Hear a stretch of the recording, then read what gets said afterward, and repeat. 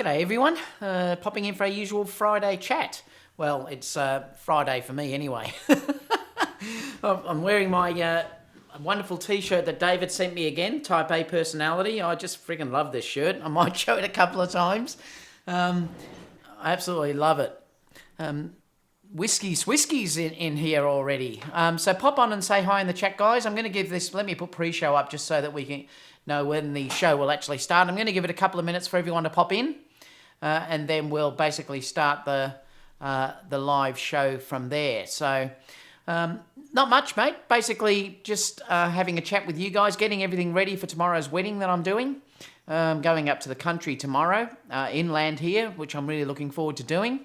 And I'll talk a little bit about that later on. Thanks, Wayne. It is a nice shirt. David sent me this. One of my subscribers on YouTube sent it to me. Sent me a couple of them, actually. I love it. G'day, Casper. G'day, Brett. How are you as well? Hi, Sue. How are you?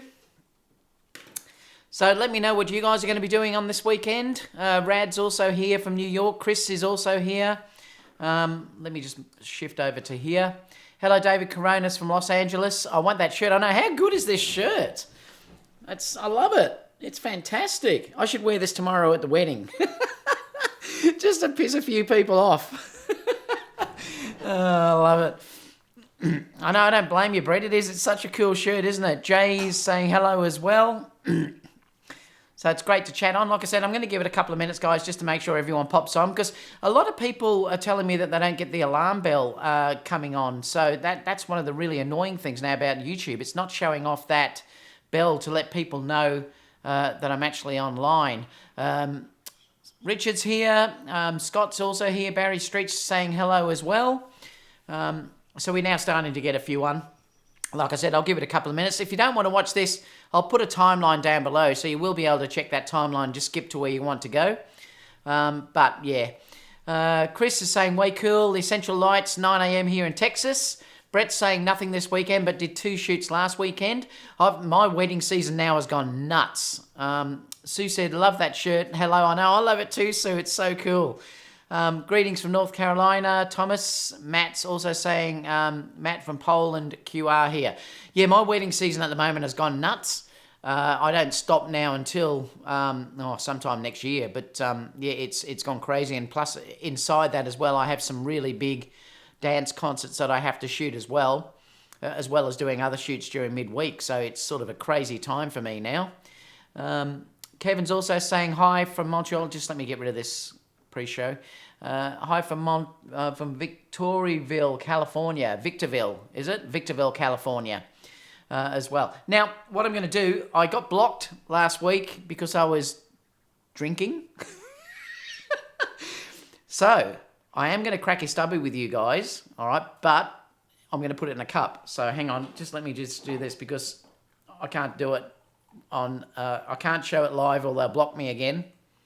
So, what I'm going to do is drink it out of my Sony cup. Looks like coffee almost, doesn't it? Look at that. I love it. Just beat the system. I love it. So, cheers, everyone. I'm just having my coffee.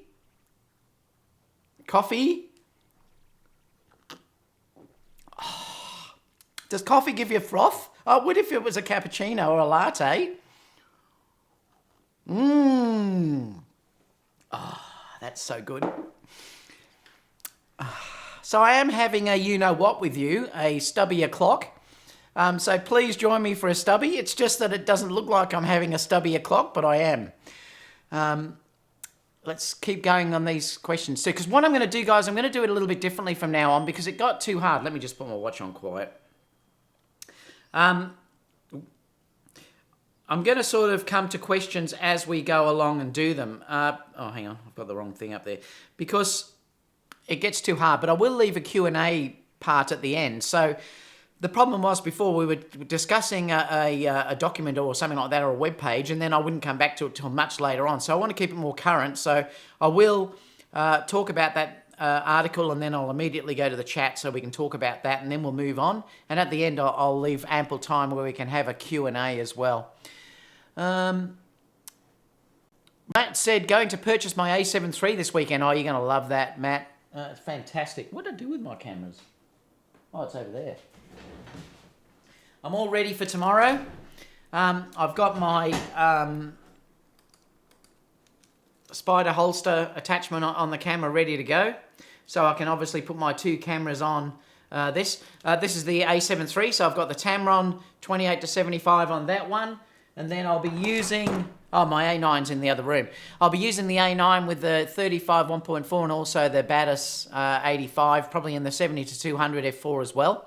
The exciting thing is tomorrow that I've actually got Gino. He's one of my subscribers on here as well. He's a local videographer that also does drone work as well.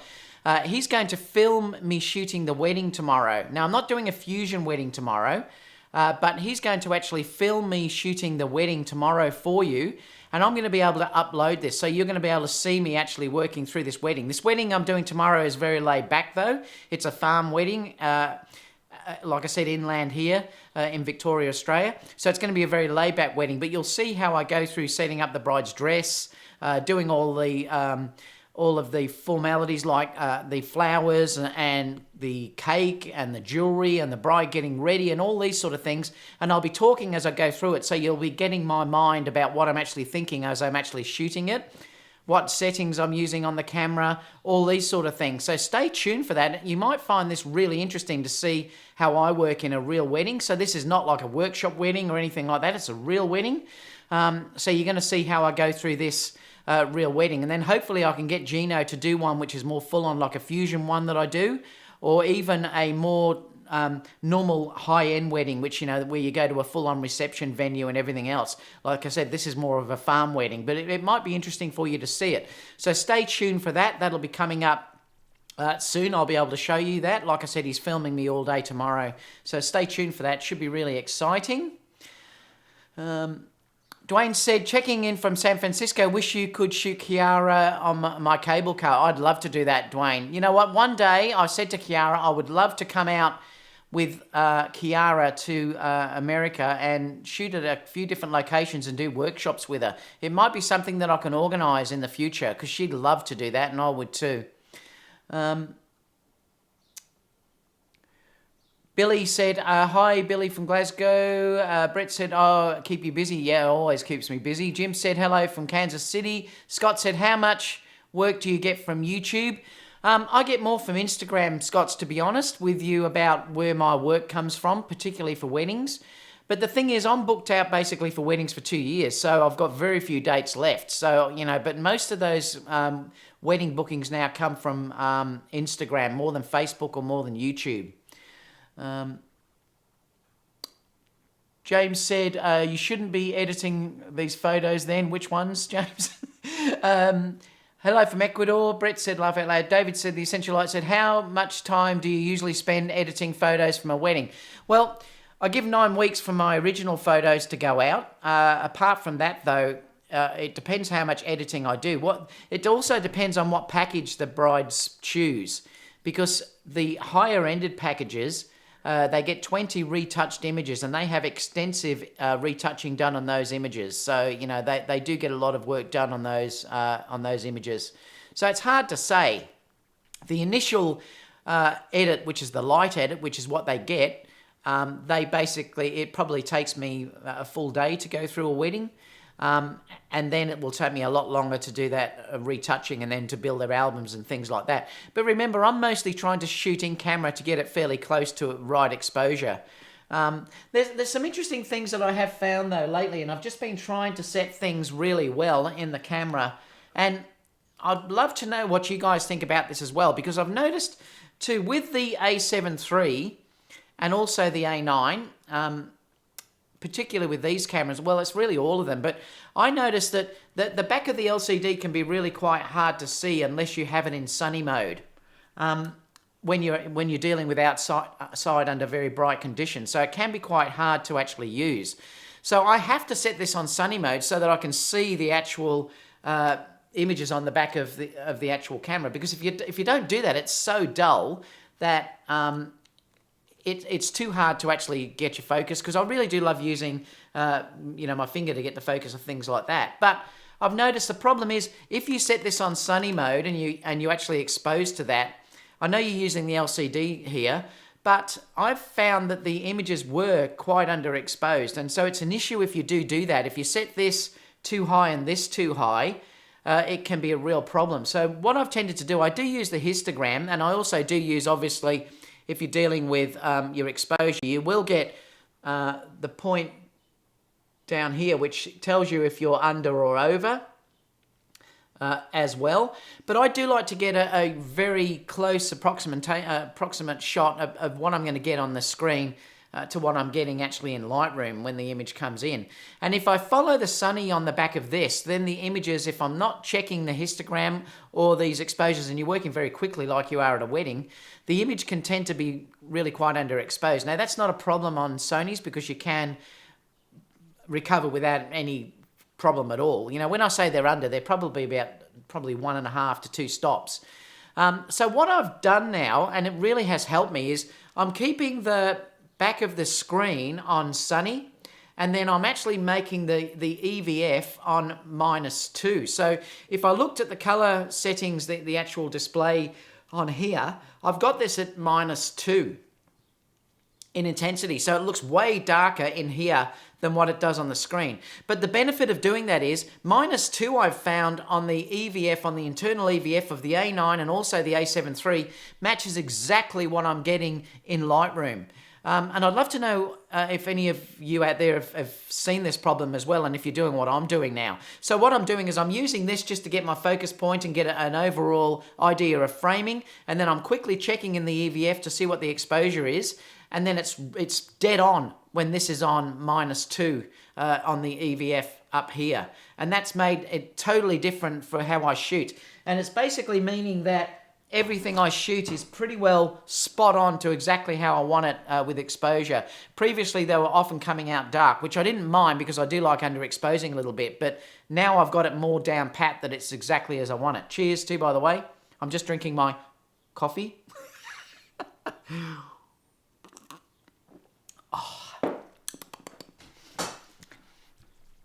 I have to drink that beverage in that because if I say that it's something else, I won't be able to monetize a video. Let's keep going down here before we start the show itself. Chris is just saying cheers. Matt's saying whoa from Portland. Jeremy says total crap, you got banned from adulthood. Oh no, I can't drink, they blocked me. Jay said going to a bridal meetup to fill out my portfolio to break into wedding photography. Hype but nervous. That sounds great, Jay. Camera guy drinking some Jack Daniel's Fire. Lovely.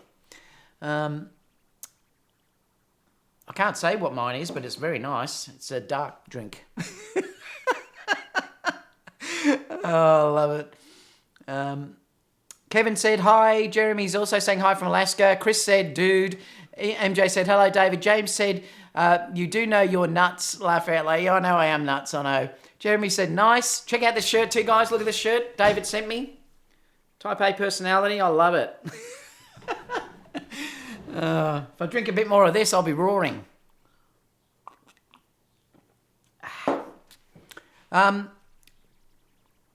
Nice. Now, Joel also says, why would you use AFS instead of AFC? I don't use AFS really ever now, Joel. My camera is nearly always in AFC. The only time you ever really need to go to AFS is if you're dealing with really low light, because it will start to use the contrast detection. I tend to just leave my cameras in AFC and they work beautifully, and it always works for me. So the A9 and the A7 III is nearly 99.9% of the time it's always on AFC. And I only ever change to AFS if I'm dealing with really low light and it starts to struggle, but I don't even really have to do that. I very rarely ever take it off AFC. It's so good now, the Sony AFC, that I very rarely use AFS. Other people can let me know too, whether that's an issue with them, but I just don't go off it. Jeremy said, that's my setup too. Ian Brown says, g'day mate, how you going? Photomix here as well. Bad news just arrived. Wow, who's arrived? Are you talking about Photomix, Casper? Carl said, hello, David and friends. Gary says, hey from Mississippi. Photomix said, if your subject is not moving, then AFC is not needed. Plus, you risk missing focus on AFC on moving subjects. Yeah, I never take it off, Photomix. I just leave it on AFC the whole time, and I never have issues. The focus is that good now on the Sonys that I just don't bother. What else are we going through? Photomix, yeah, he's using the Z. I noticed he got some donations yesterday, so he's keeping it to shoot a wedding with it. I hope you have a backup though, Photomix. Don't make that your only camera. Gerald said, Gerald's here as well. Photomix says, we're going to see how this really performs in low light. I'm sure it'll do well, Ike. Joel said, what about AFC with flexible spot small? Is that not as accurate as AFS? Like I said, I never take it off AFC. I do use flexible spots sometimes. I'm nearly always, though, just using the touch screen now to get focus, and I love it. Once you get used to doing that, it really is amazing. Brett said, I just look through the EVF when shooting and reviewing. I don't ever shoot looking at the LED screen. And what settings are you using, Brett, too? Like I said, I found -2 to match what I'm getting in Lightroom spot on, and it is dead on. That's having -2 on the EVF. Love it too, guys, if you could give me a thumbs up too, please, because it lets people know that I'm actually live. So really appreciate it if you could do that for me. MBW said, yeah, I saw a video on that issue. Casper said, good luck with that inferior camera with that one slot. Yeah, I wouldn't be using one slot for a wedding, but I'm sure Photomix will be having another camera there.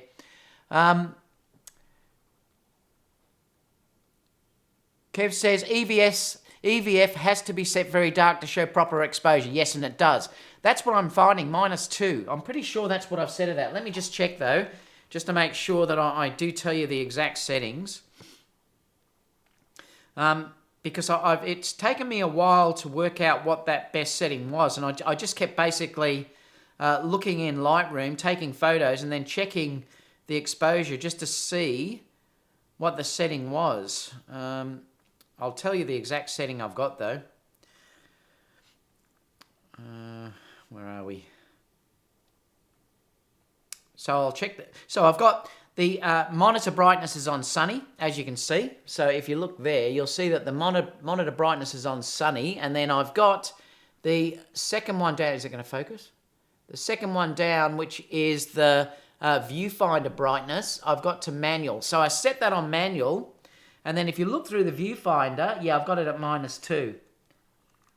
So the EVF is -2. And I found that matches the exposure perfectly. You can do -2 on the LCD at the back too, but then you can't see it and it's useless outside. So that's why I'm running separate exposures for the back LCD, and I'm just checking the actual working true exposure through the EVF. So I hope that helps someone that is having issues with that as well.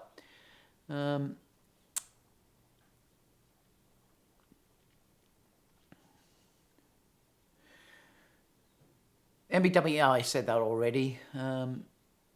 Glad you mentioned about the EVF. I'll try that as my pictures always look a little darker. Yep, and that's why, Alvaro. Set it -2 in the EVF and it'll look perfect.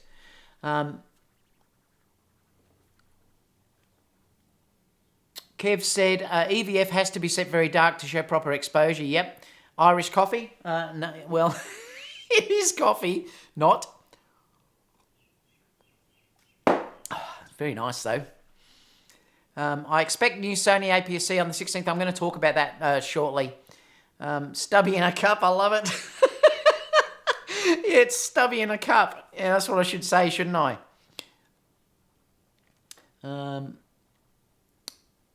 Where are we? Gerald said, I also never take it off AFC. I never do. Like I said, very rarely, 5% of the time, I'll ever take it off AFC.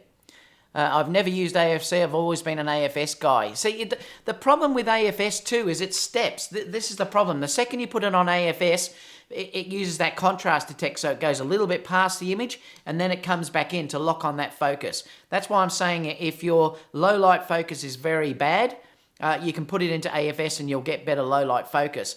But I've never really had problems with AFC. As long as I open the lens right up, it tends to work in almost really dark conditions. So I just like it to be that, and then I can just keep shooting and it's never going to lose focus. I've got back button focus on, so as long as I'm holding the back button focus, it's focusing.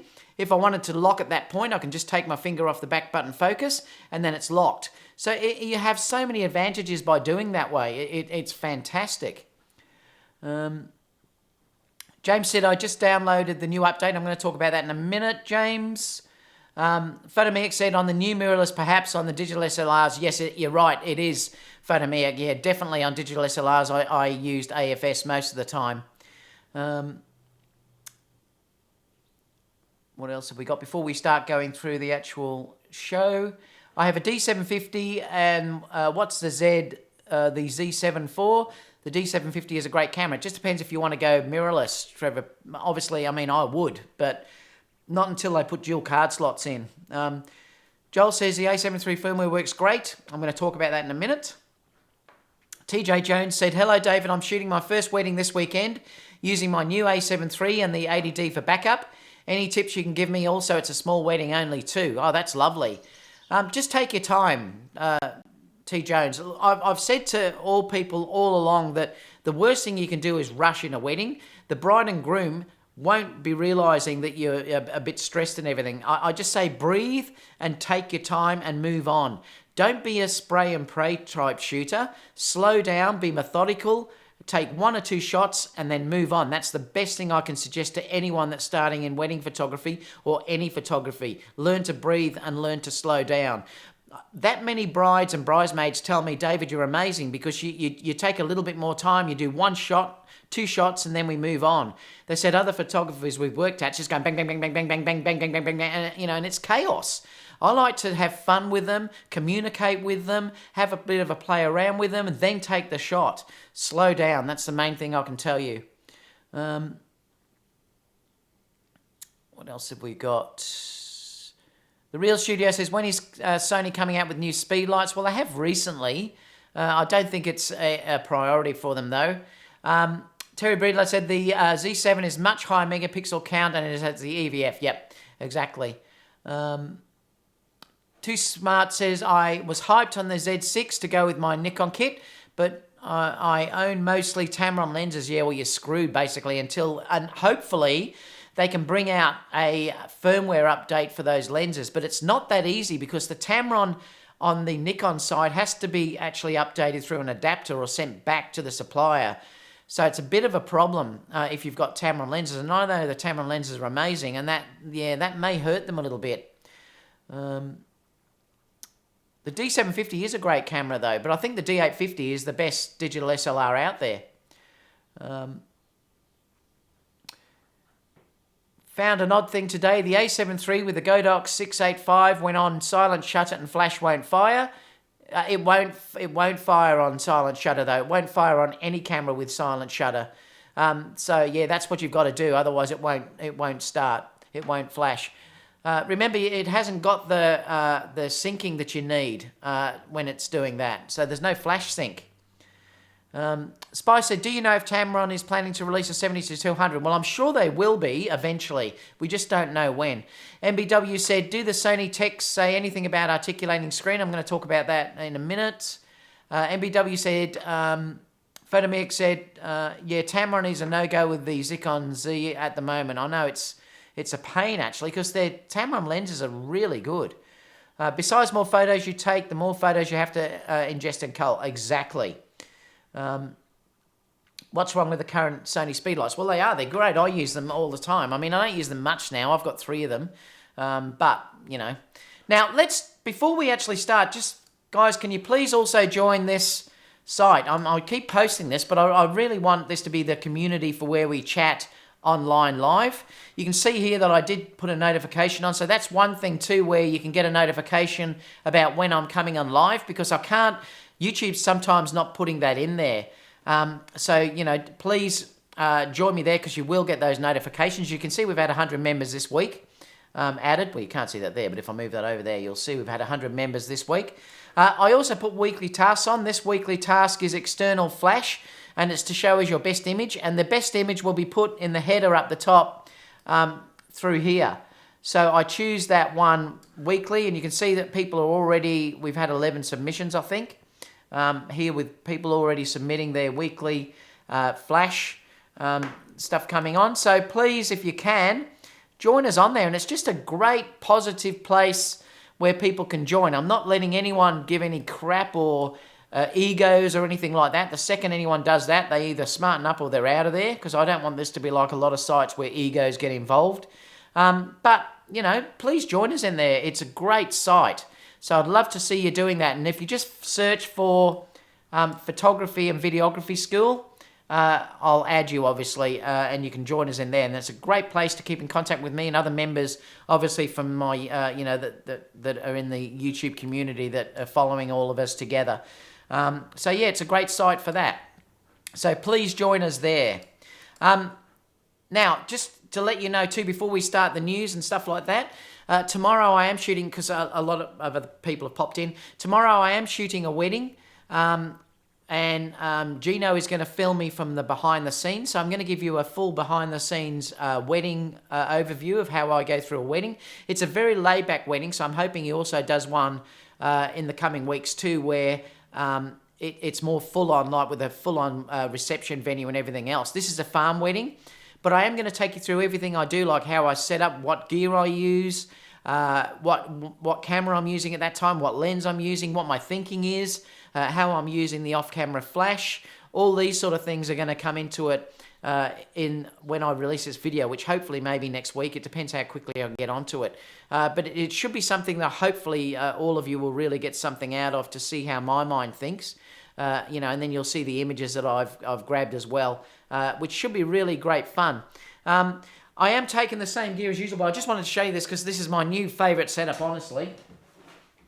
I am going to be using this, which is the 2-foot Octa, and using obviously the Profoto B10. But just check how small this flash is. This is nuts, this actual flash.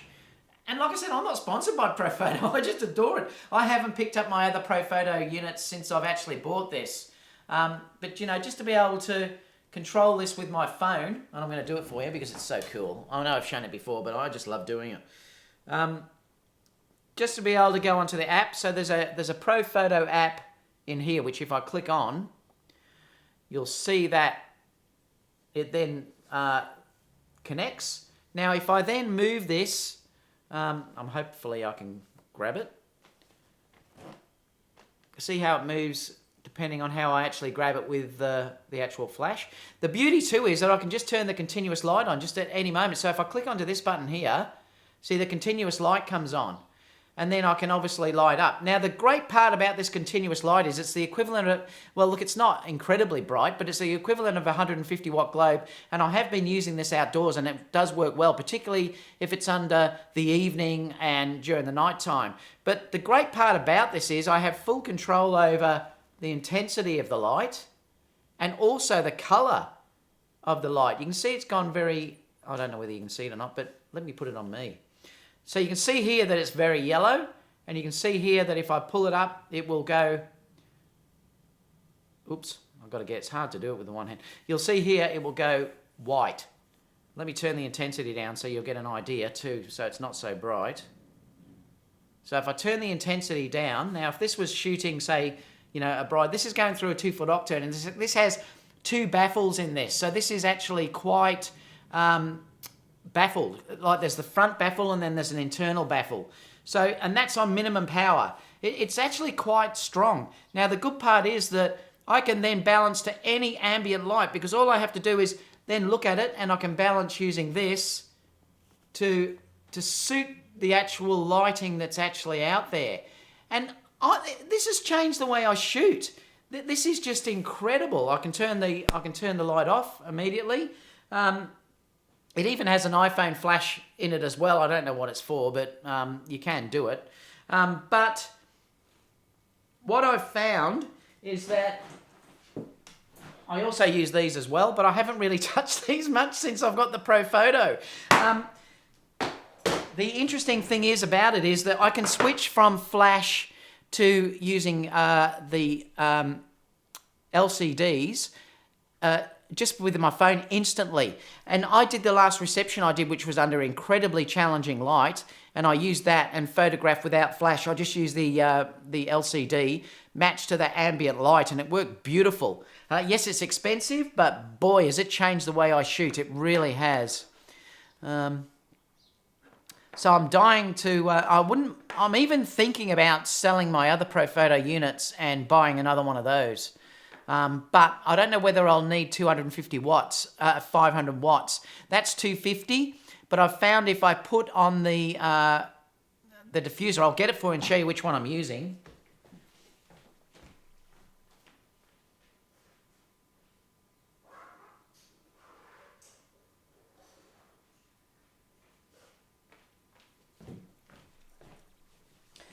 If I use this diffuser, it's got this, I don't know, this ribbing or something inside. I don't know what Profoto do, but it adds 2 stops of light, and I've measured it with my light meter, and it does actually increase the light output by 2 stops. It ends up being almost 1,000 watts, which is ridiculous. I mean, if I put this on the 500s, I'll also gain massive amounts of light as well. It has to be put on the number 4, so on the light itself. When you put it on, and I'll show you how it works, just in case if you're interested. What you do is, you'll notice on the side there's numbers. Now, to get that amount of output, you have to put this on, and it only works, for some reason, if you stick it right on the number 4. Which sort of leaves in the inside, it sort of sticks out just a touch. If it sits flush, which is what I thought it would have worked, it's not as good. It has to sit exactly like that. And then if you get that, you're basically getting almost 1,000 watt strobe. It's just ridiculous. And it does overpower the sun. I've showed that before too. And it's tiny. And again, you can use the LCD, so it will also improve that LCD light as well. Will gain up in power. If I just put this... Oh. It's super bright when you put that magnum reflector on. It's crazy. So yeah, I honestly, it is the best thing that I've ever bought apart from my A9 and the a7iii. It's just incredible. The wattage is about 150 watt standard globe MBW. So the actual light itself is 250 watts. So I'll start the show in a second. This is basically all the pre-show. I love Tony. Tony said your bald head is giving me the wrong color cast from the Profoto. I love it. What else have we got? Up here sounding like Jason Lanier with his rotor lights. Yeah, I know, but he gets paid, Phonomic. I don't. That's a big difference, I suppose, between what others are saying and what I'm saying. I don't get paid. What else? Yeah, but Jason Lanier has those big boy rotor lights. Of course he's Jay's. Yeah, and that's the thing. Like I said, though, Jason's paid. I mean, I still think he does love them, but... that new 250 Alien B's battery strobe looks great at 350, but the AD600 DL light now... Yeah, it's so cheap, isn't it, for what you're getting, that's for sure. I've been looking into getting the Explorer 600. Seems like a lot of people use that one. AD600 for 400 is no-brainer. Yeah, it's a great cheap light, isn't it? All right, so let's go on to the show. So I'm going to bring up the latest news, and so we'll start there going through some of this stuff. I know you do, Matt. Was that bright when I put it on my face? So let me just clear this, and I'll come over to here. Now, first story. So let's go through this first one because I wanted to talk about... this, basically Sony have said, well, this was the Sony Manager apparently did this interview. Now, there's a couple of interesting things which I wanted to discuss with you about this, and I'll come back to the chat in a second. Basically, he said that they are considering putting on the LCD screen at the top, and I don't know if that's needed. No, I'd love to know what you guys think about that. Now, I would prefer to have the extra dial like what the A9 has, over what the a7iii has. Now, if you're not sure what that is, I'm going to grab the A9 just to show you.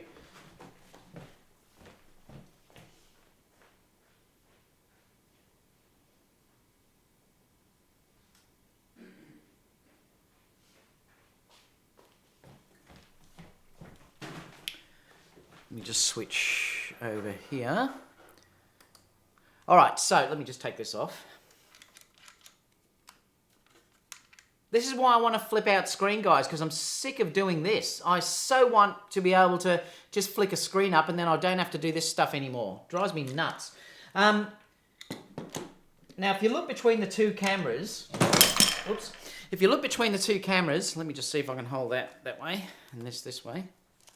Yeah, I'll have to go that way, won't I? If you look between the two cameras, obviously the A9 is in this hand. It's always opposite. And the A7... Oh, no, it's the other way around. Yes, it is. The A7 III is in this hand. The A9 is in this hand. So you'll notice that the A9 has the extra dials.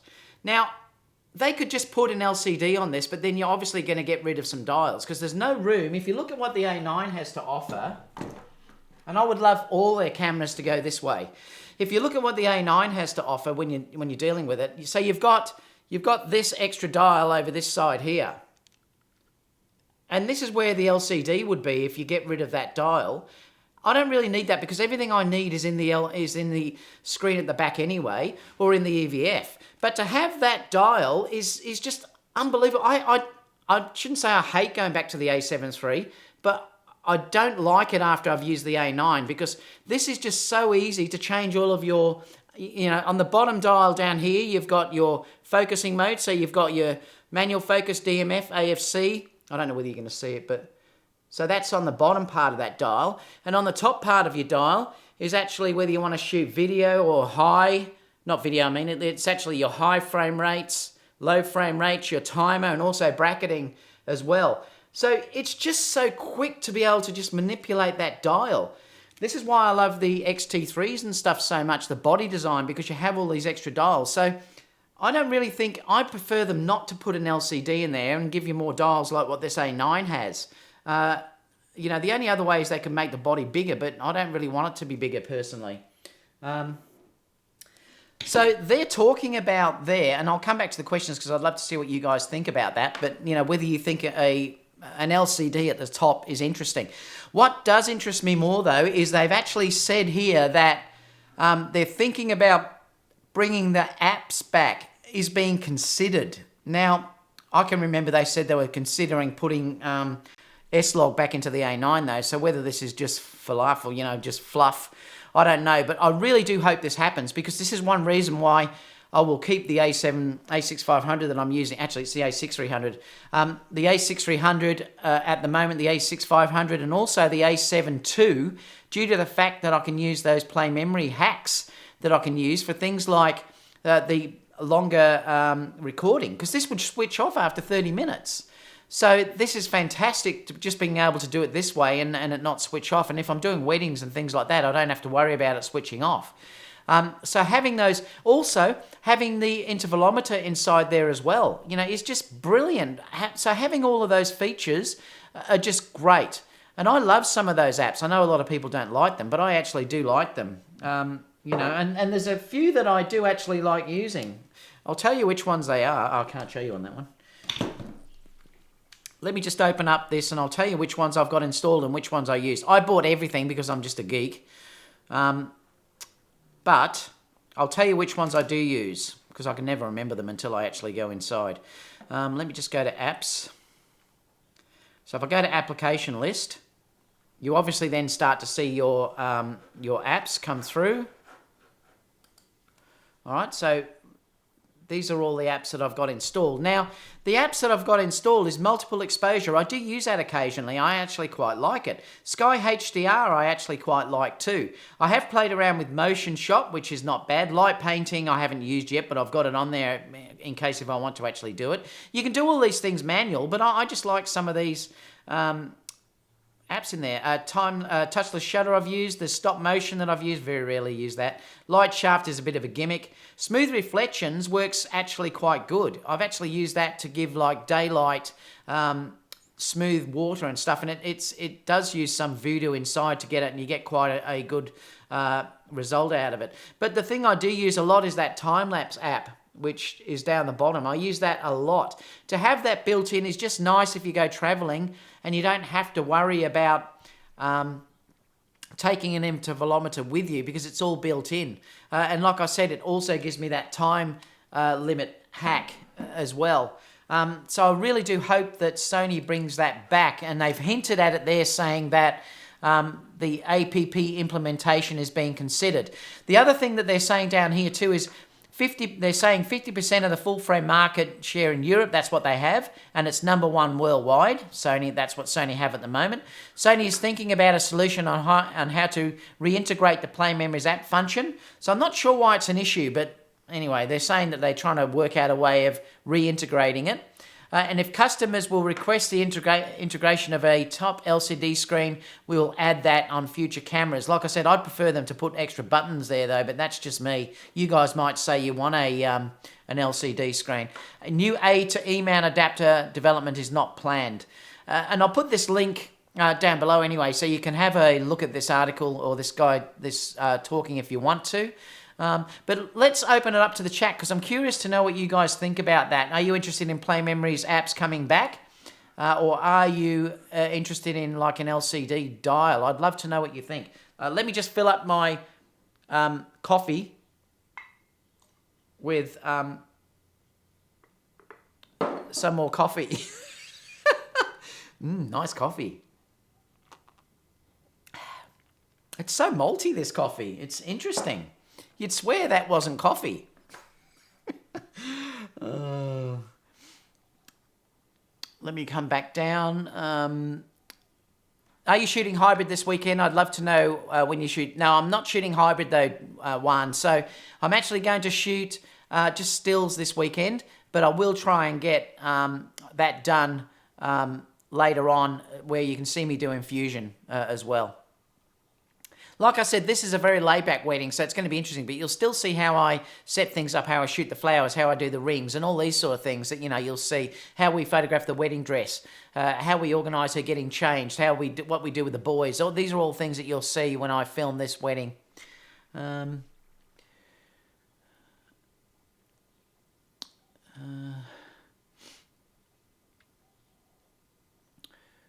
Gerald said, give me the extra dials on top versus the LCD. Well, that's how I feel as well, Gerald, but others might want that LCD. James said, I wish they would have put a second dial on the 3 series cameras. Yeah, me too. David breaking stuff. It's actually this fell over. Poor thing. Have I showed you this before? I think I have. Check out this guy. I love it. It's made out of car parts. How cool is it? I bought this in Thailand. It's so cool. Let me see if I can get it to focus. So there's spark. Oh, is it going to focus? There's spark plugs in there. You can check. I mean, how good is this? So this is a chain at the back for his hair. It's so cool. I love it. Love this little guy. Predator. But I am breaking stuff, yes.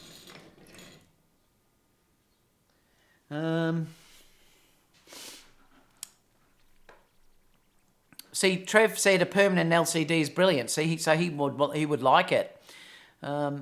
Mike said trade off LCD screen, you lose a dial, and that's why I'm saying I'd prefer a dial than the LCD screen. I don't think you need one when the screen is so good at the back, or the EVF is so good. All your information's in there anyway. What else have we got? Too Smart said the PowerPop 38 is on sale, and that fits the Godox. That'd be a nice size. I love this size though. This is the main size that I like using. Now, you don't have to be Profoto, obviously, but I've found that this, and I'll grab the actual grid too, so I can show you what that looks like.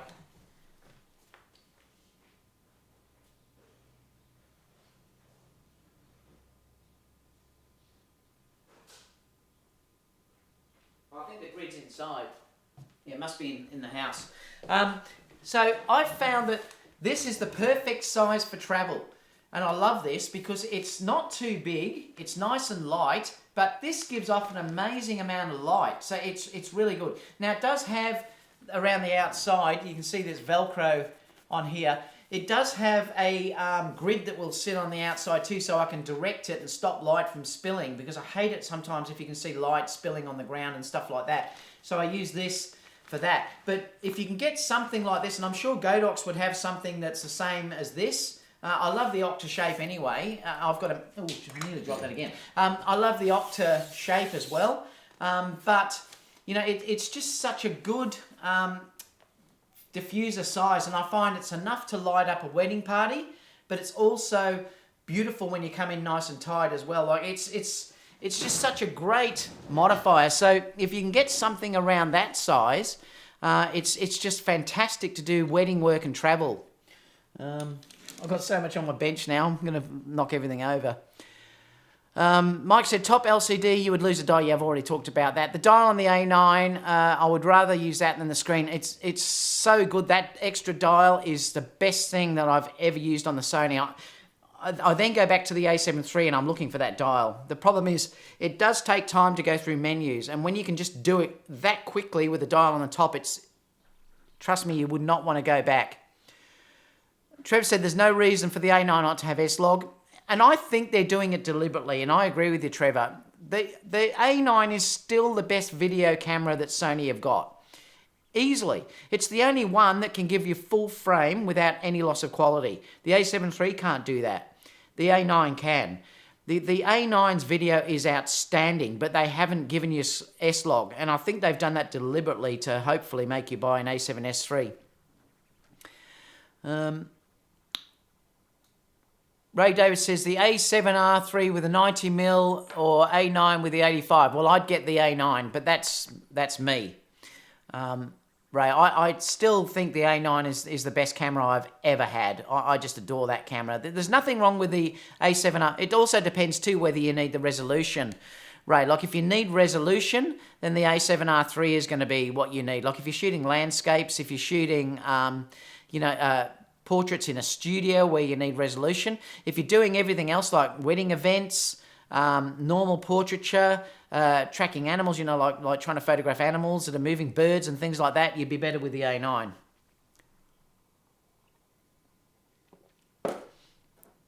One of the other subscribers that I had the other day sent me some images. She had issues. I won't mention her name. She might not want me to. She sent me images where she was trying to track her dog with a 70-200 and getting the dog running really fast at her. She'd moved from Canon, I think it was. I'm pretty sure it was Canon. And she had issues with the a7 III. It wasn't quite good enough. I recommended to her that she should get the A9.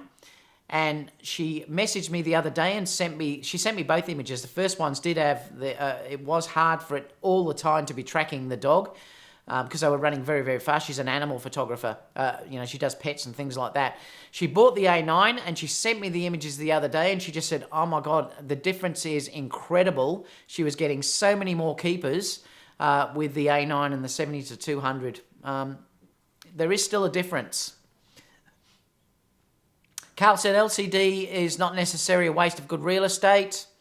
MBW said, I got to look into the P90L. I'm still learning. I just see a lot of people using the AD600 and the Parapop 38. This is a 2-foot Octa that I use. So I like that about that 2-foot size is perfect for me for weddings particularly. I still use the touchless shutter app on my A7R for long exposures. Casper said, I kept my A7R II for the smooth reflection app. I know, how good is that app? It does actually work really well.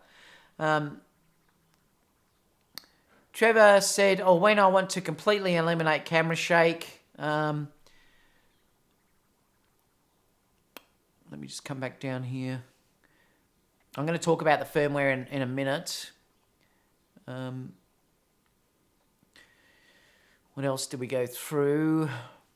Ray said, I love the apps. Problem is buying them was not smart. Maybe having a limit of 12 and swapping out one of the other ones for use instead of making consumer pay for it. Yeah, I mean, and some of them weren't cheap. Mario said, I like the idea of LCD dials. Sure, it's coffee. Yeah. This is coffee. Malty coffee. Very nice. I just can't drink the other way, guys, because they won't let me monetize it. I would like the animal focus. It won't be, Barry. I think that's going to be hardware. I think to get that running really well, they need to add another chip. Predator, yes, it is. It is a Predator. I got mixed up. MBW time-lapse app would be great. I know I use that all the time when I'm traveling. It just means I've got to carry less. It's not a fantastic one, but it works. Does David have an Instagram account? Yes, just look for this. I've just put my Instagram account down below. Guys, if you follow me, I'll follow you back. So if you do follow me, I will follow you back. Oh my God, he's gonna grab the grid. I was going to, but it's not there. It's a 2-foot octa if you're talking about what that was. Cheers, David. Glad to see you live. I really love the octa. Yeah, I love the octa too. It's a perfect light. I love it. I've got it's a 5-foot octa that I use in the studio. Say hello to everyone from Guam who watches. Yeah, it is 24-inch. Yeah, it's 2-foot octa. Yeah. So all you'd have to do is find something that's the 24 inches or the 2-foot version of that. It could be just round if you wanted to go round, but I do like that octa shape. Peter says, likes as well. What's this about firmware? I'm going to talk about firmware in a minute. Mike said, hopefully the Profoto adapter for Flashpoint AD400 Pro, I will be able to use Profoto modifiers. I'm sure you will. Casper said the A9 video is so good you don't need S-Log. I know I don't use S-Log. I never do. I'm using standard in both cameras, and everyone keeps asking me what profile I use. That's how good it is if you nail the exposure. Sam said, g'day mate, I'm late as I was looking at your Lumix images on Instagram. Thanks, Sam. Rad said, David, I bought all those apps when I had my a7R2 and the a600. A6500 would be great if they bring them back. I'll put my Instagram user there, so please like me and I'll like you back. 2S Smart said, I already have a digital SLR and keeping it. I just want IBIS 4K and 120. Don't we all? And that's about it. Look at your glorious bald head. Oh, thanks, Liam. Actually, you know what? Next week I'm going to get some contacts because I went to the eye specialist the other day and he said to me, do you want some? I'll give you some for free to try. I thought, well, why not? So I'm going to actually get some contacts. I'll look weird, won't I? But I'm going to give them a go. I'm still going to use my glasses, but I might wear them occasionally. Do you have any videos of your studio lighting? I'm trying to learn about the best setup. Well, I have, but let me just see if I can add this for you. Oh.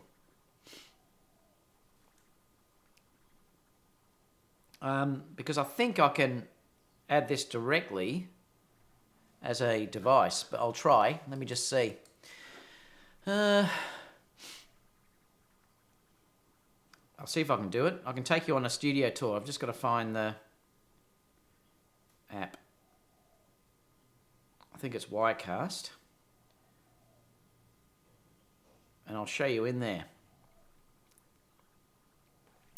All right, so let me see if I can do it. Enable camera, okay, and enable microphone. This will be a good test because I should be able to add this and then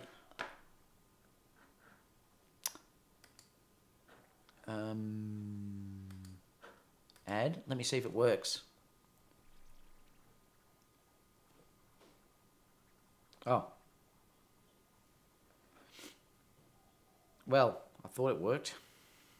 Oh, might have to do it another time. Because I can actually add the iPhone. Let me see if I can add an iPhone then. iPhone, add. What does that do? No. I'll have to play around with it. I'll take you on a studio tour next time. I'll get it working. Because I know I can actually add a thing, and I'll show you what I've got in my studio. The exact setup that I'm using. Oh, yeah, I can't add it. Sorry, I tried. That probably went blank. Now, let's keep going here. Oh, no, the glasses. Yeah, I know. You look like Gordon from Camera Labs. Skipping posts, am I? What did I miss? Gerald said Godox makes 28 inches. Oh, there you go. So it does. So Godox does make 28 inches. Reflector and also 38 inches Parapop. I have both. and both have nice grids. Well, there you go. So that's perfect. So if that was me, I'd be buying the 28-inch one. That's almost the same. It also has a 24-inch in Octobox. There you go. Thanks, Gerald. That's perfect. So that's the one I'd recommend, is a 24-inch Octobox. That's the exact one. I'm just checking that I haven't missed anything else. I don't think I have. No. All right. So we'll keep going to the next story anyway. So next story.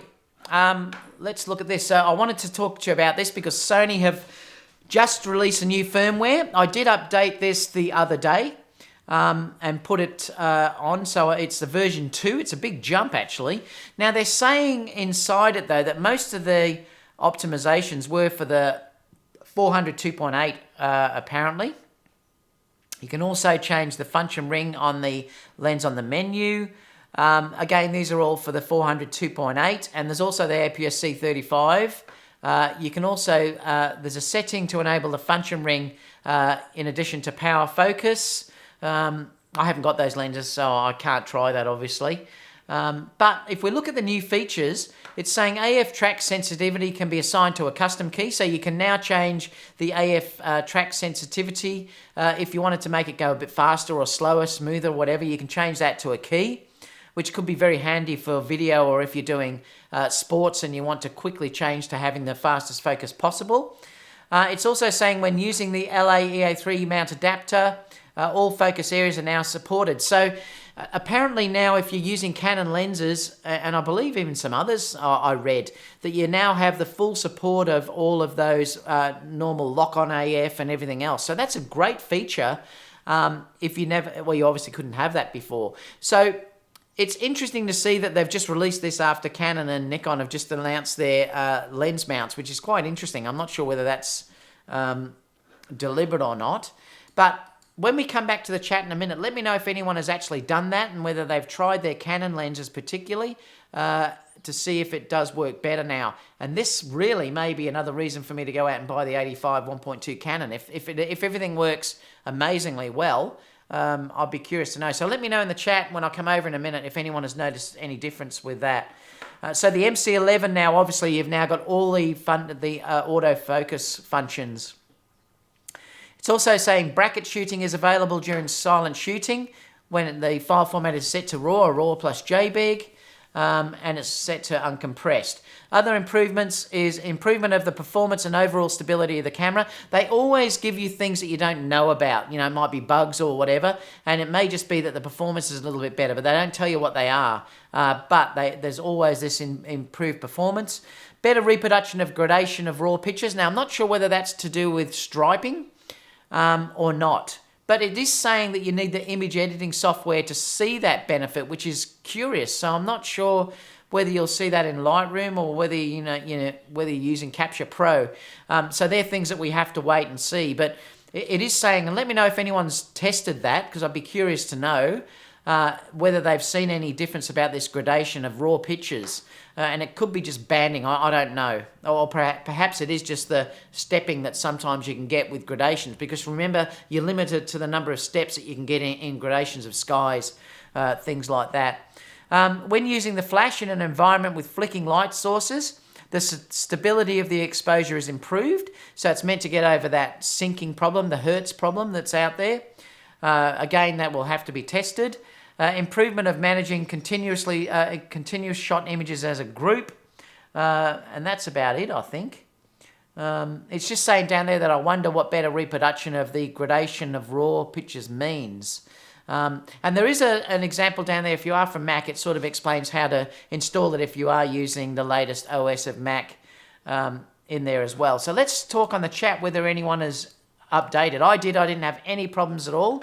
I haven't used the camera since, though. I only updated it yesterday, obviously, and then I've got it up this weekend to try it out to see how it actually works.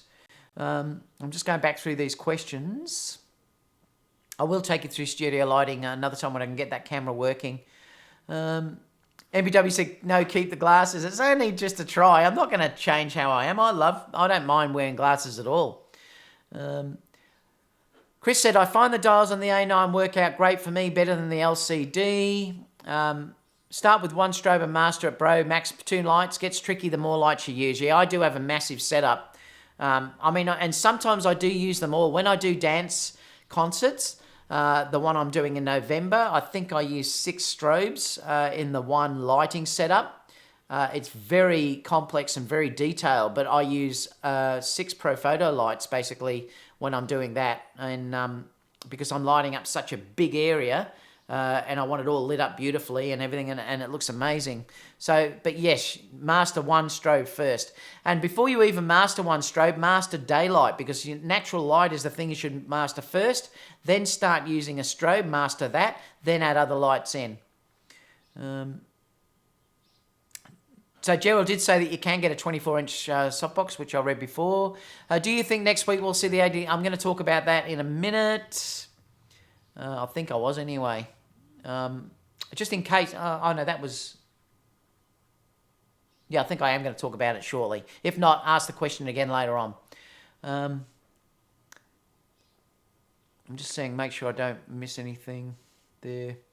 Barry said, I got implants for my eyes a couple of years ago, changed the way I shoot, never look back. Yeah, the thing with me is that I do, these are progressive glasses, so they are giving me the reading ability and also long vision. I have thought about laser surgery because it's such a pain sometimes having glasses when you're a photographer. It's quite hard to, you know, to bring it up to your face and block everything out, and then your glasses always smudge, and it's a real pain.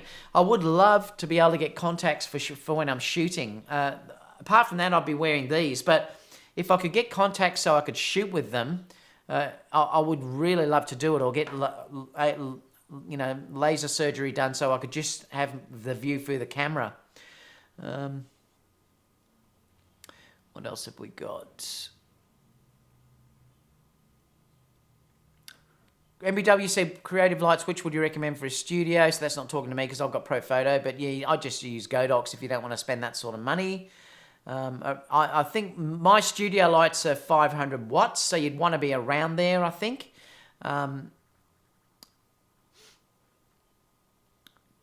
Gerald said some of the firmware updates will help with the Sony 24 1.4. Yep, and that's true. And I think they did mention that, actually. Yes, they did. They actually said the Cell 24 will actually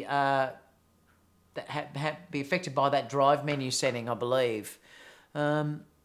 Chester said, Gary said, Glow also makes a 25-inch collapsible softbox beauty dish with grid for $69. Fantastic. Oh, I agree, Rod. Sony needs to change the colour of the focus box. Sony, why don't you give us that ability? I hate how that thing's grey. Oh, it drives me nuts because you can't see it. When you go to flexible spot and you're trying to move it all around, it drives you nuts.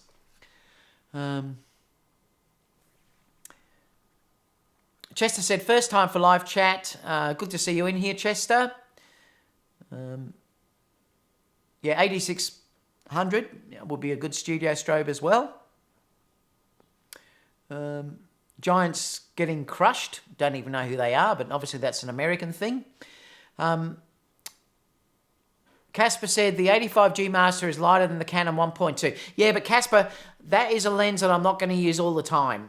The thing with the Canon lens is I'm fascinated by the 1.2, and also the rendering of that lens is that I haven't seen any other 85 that matches it.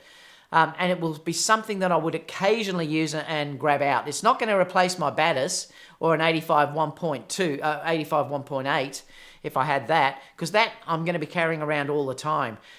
This Canon would be just in the bag, and I'd get it out just occasionally just to get some impact image that would give me a point of difference. So yeah, it's that, and that's the reason I haven't bought the G Master, because it is heavy and I don't want to lug that around all the time. But if I had to buy the G Master or the Canon 1.2, I'd buy the Canon 1.2. Gerald said, I've updated both my a7R3 and the a7iii. Haven't tested any new features yet. No, neither have I. After the update, the camera starts up faster. Oh, interesting.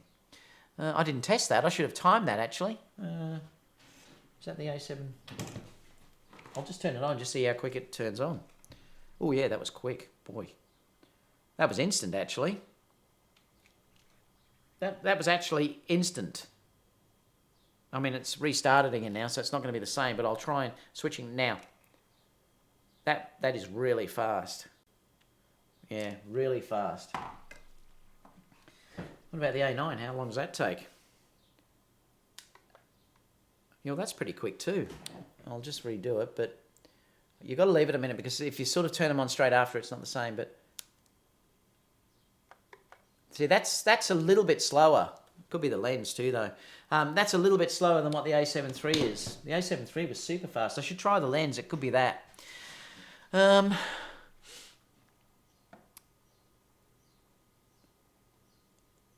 MBW said, wonder how much better the 1.2 would look over the 1.4. Well, you're definitely going to get more out of focus, but it's not just that. It's also the rendering that I seem to love with that lens. I just love the way it looks. There's a certain look about that lens that fascinates me. MJ says, updated yesterday and did notice a quicker startup. Yeah, the startup was really fast. You can turn the shutter box colours on the A9. You can't, can you? How do you do it, Casper? Can you? I don't think so. True that on the colour for flexible spot needs to be automatic. I don't think you can, Casper. Tell me how, because I'll try it now. Jeff said, I've read that one. Dominic said, for wedding photography, would you go AD600 or 400 Pro or AD200 or a mixture? You still need a powerful light in case if you're going to overpower the sun. Remember, a lot of wedding stuff you're going to be doing during the day. So I would probably get the 600 and then either get the 400 or the 200. I probably would get the 400. I'd get the AD600 and the AD400. That would be the mix that I'd get. But others are going to say get the AD200. But yeah. Chester, have you tried the Sigma 105 or 135? No, I haven't yet, and I'm dying to try them. I know Manny said he thinks the 135 is better. Jeff said from off to focus in under 2 seconds in 90 with 2.8 on the a7 III. Yeah, it is faster. I must admit, I never tried that. I was still waiting for you to tell me how to change the lens, the color. I don't think you can, Casper, on the A9.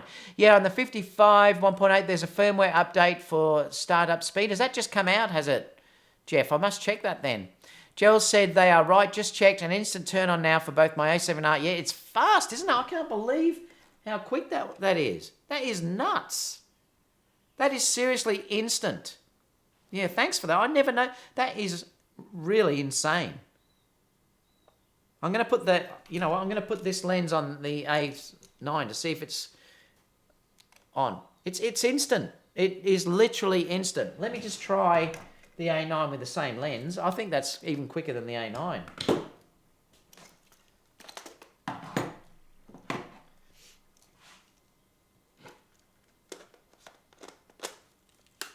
So I'm going to try it now with the Tamron. Yeah, the A9 is still a fraction slower. I'm turning it now. So there's about 2.5 seconds with the A9.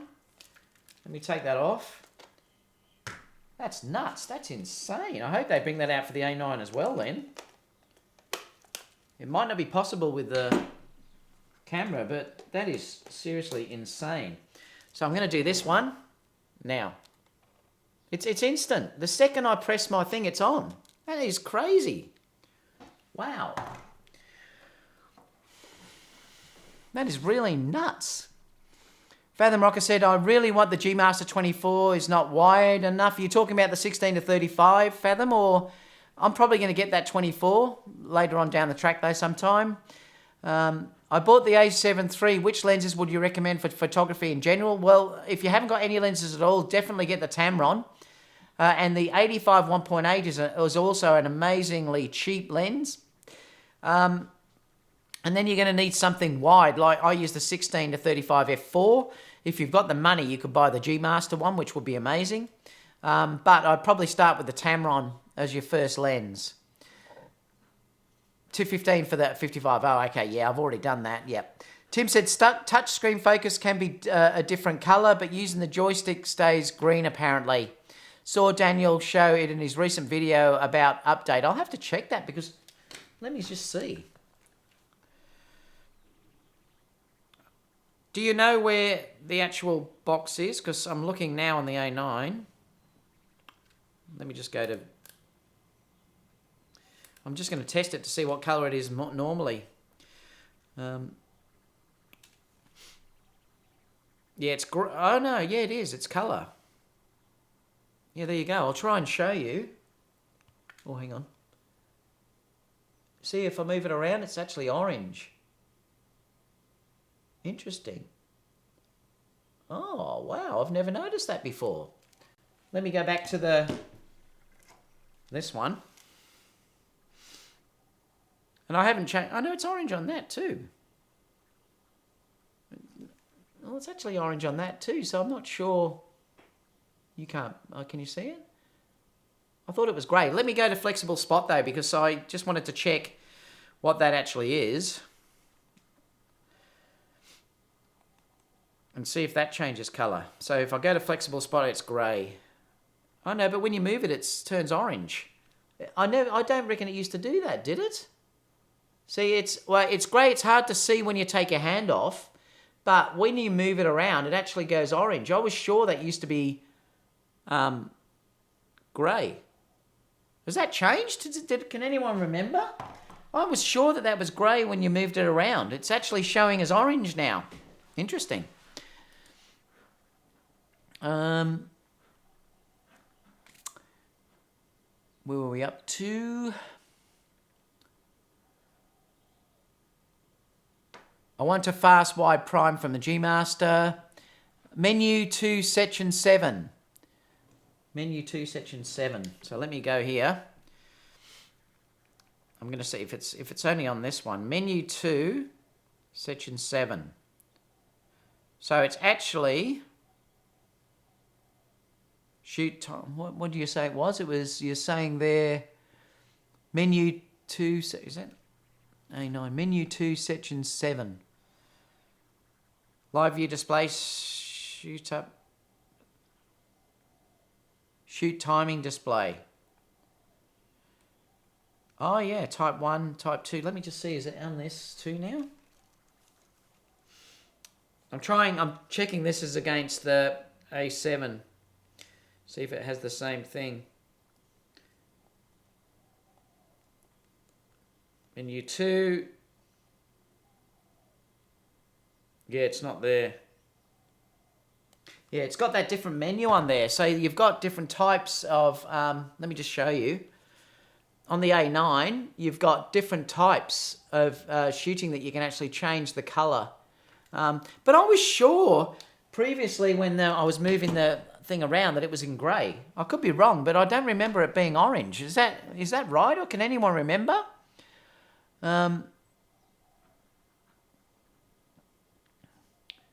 Godox needs a simple way to gel the AD600 and 400. Yeah, I know the Profotos, it's such a great system. But the new one, the AD400, they were bringing out a CTO gel with that, Dominic, that worked very well. It was very similar to how the Profoto ones work. It looked very similar. Thanks, Casper. I'll have a look at that later. I want a faster wide prime. Dwayne said, just got the 35 1.4 Sigma. I love portraiture. Have the 85 GM and the 70-200.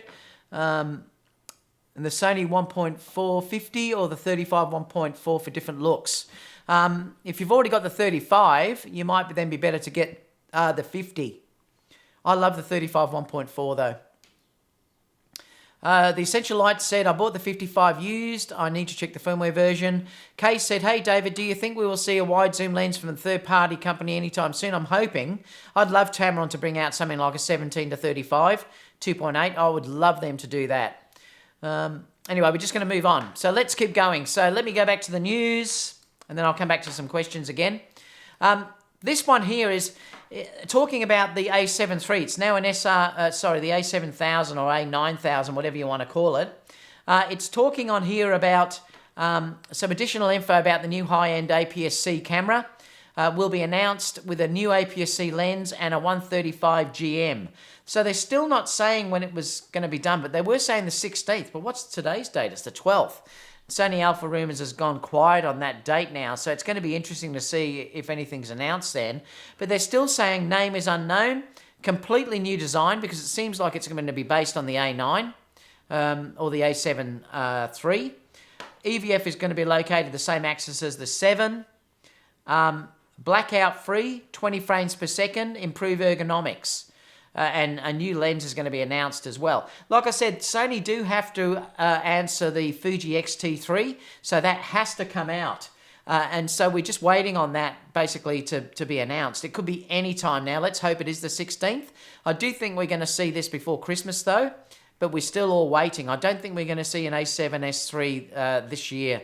I think it's probably going to be maybe announced later in the year for release early next year in Q1. But they are still saying now it's an SR4. We're still waiting on when. So they're saying it's 70% accurate looking at those figures. So I did say even in the live discussion I did the other day that I do believe Sony have to answer the Fuji. The Fuji at the moment is definitely the best APS-C camera out there by far now. It's certainly beaten the A6500. So that is one that Sony have to answer. Sony have not been challenged in the full frame area at this stage. So they're not in any hurry at all for the full frame, but they do have to answer the Fuji. I'm going to keep going, guys, because I've already been on an hour and 15 minutes, so let's keep going. This is an interesting one as well. Apparently, there's been a warning that if you're using this battery, the Wasabi batteries, it can potentially damage your a7 III, a7R III, and the A9 camera. This is the Z battery. So I'd recommend if you're using it that you don't use it anymore. And I noticed someone was saying, I can't remember who it was, it might have been Gerald, I'm not sure, but no, it wasn't Gerald, it was someone else. Someone was saying in the photography videography school, let me just bring that up because I'll see if I can find it for you. New window. Because there was a post on that about it where a dialog box came up after the firmware update, so let me see if I can find it. If I can find the actual thing, I'll show you the dialog box that actually came up.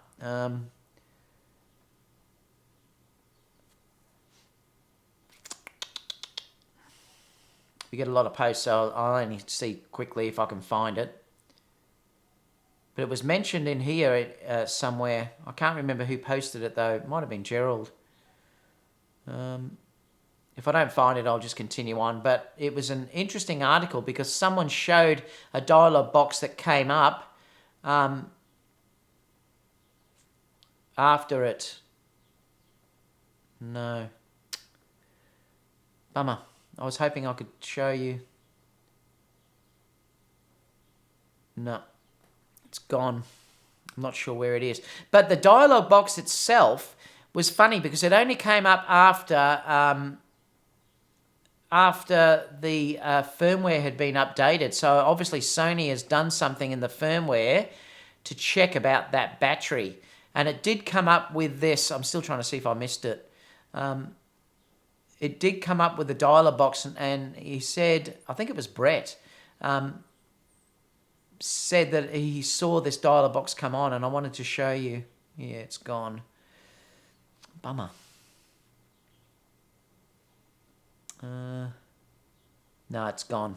So I'm not sure. But what it said, it actually said something like, this is not a genuine battery. Do you want to continue using it? So it was a warning actually about that.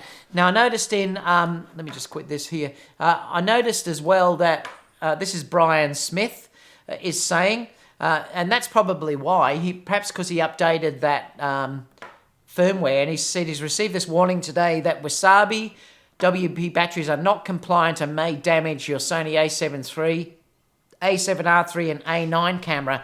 So it's just something that you're going to have to watch, guys, if you've got that. I'm not sure whether Sony are just giving you that warning because it's not a genuine battery or there is a definite problem with it. So we have to wait and see. I don't think I'd be risking it, though, if that was me. I'd be putting a genuine battery. I've only got genuine batteries anyway. But you can bet that if there's a problem with that, there probably is with all of them. So it's interesting. Remember, too, I think there's circuits and everything built in these. They're quite complex. So, you know, I don't think it's worth wrecking your camera on, and it may even void your warranty as well. Let me just go back to chat and see if anyone has noticed that. Gerald said, yes, the Sony firmware site has a warning about third-party batteries. I only have Sony batteries, but still got the warning from Sony. Oh, that's interesting, because I never got that. My recordings are unrecoverable now. Can't restore. I don't know what that was about. I'll just come back and see if Charbox mentions that. Dang, now you have to buy Sony Z batteries. Well, you don't have to, but they're warning you about that. I use the Velo Grip with 2 OEM batteries. I had an a7iii crash on 3 recordings because I was using a battery like that. Wasabi. So stupid, because I had Sony batteries too, but I didn't think that the battery was going to maybe crash the camera. And you know what? This is a thing that I said to people earlier on when all of these third-party batteries came out. And I said to them, it's not worth the hassle and the worry that you can get with something that can fail like that. And that's why I pay more and use the Sony batteries. It's just not worth the hassle trying to save a little bit of money and then have something like that happen. So there's no way now. I'd definitely not recommending buying third-party batteries. I'd only be getting the Sony. I've got 5 of them, and I've found that's enough. The lucky thing is you don't need as many now because these batteries last so long. But I would only be using Sony batteries, particularly after having this warning coming out. So it is an issue. He said they can't be recovered either. Oh, interesting. Sam said he updated 10 minutes ago. Dang, I didn't know you were live. No notification. This is what I'm saying, Ron. It's does my head in that the YouTube's not notifying anymore. That's why I ask people to give a thumbs up, because at least it lets people know, you know, that I'm on live. I think Brian is just trying to drive traffic to his site. Maybe, Sam, but it does give a warning. I've seen that warning today. Someone posted it. So I don't think they do that for no reason. Jeff said, any recommendations on carbon fiber travel tripods? I want to be able to balance the 500 to 600 adapters to A series 7-pound weight. No, because I've only got the small one. I just have that small Benro. It's not Benro. I'll see if I can get it for you.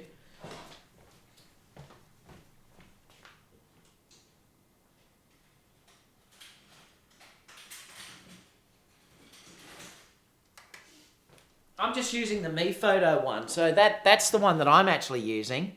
And I love this one. This is what I've had for a couple of years now. This is carbon fiber as well. I don't know how much weight it would take though. But you know, the legs fold up this way so it can fit into your case, because basically what you do is you actually bring that up to the top like that. This will also become a monopod as well, which is why I love it so much. That will fold like that. That goes to there, and then that goes to there. And then it's quite small. Like, it is actually quite small. The other benefit too of these, and I think others have this as well. Let me just bring that down. Is that, I've got to work out which one it is though. It's this one actually, because you can tell because it's got the handle on there. If you screw this off, this then becomes a tripod, a monopod.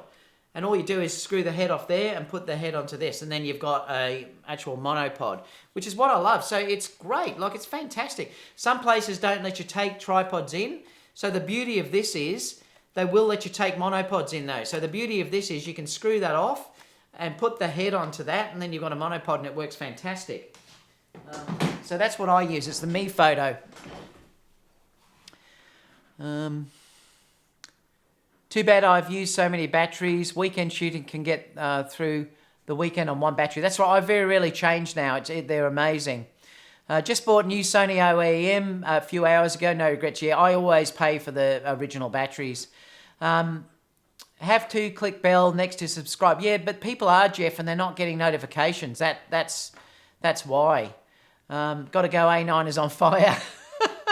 Jason said, I tested all the compact travel tripods from pretty much every company in B&H. I ended up buying the Gietzo Series 2 Traveller. It was the most stable, the most compact, and one of the tallest. The other one I like using too is this, and I'll show you. Oh, it's over here.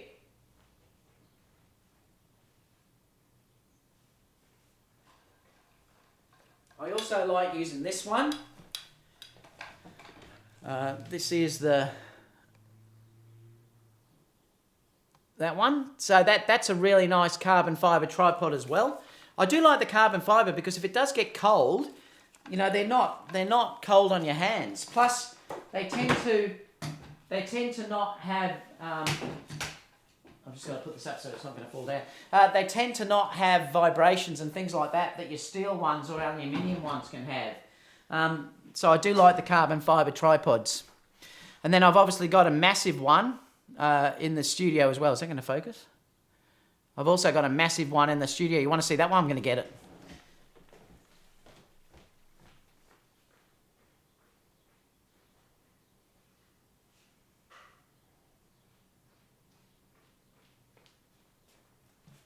So this is my really big one.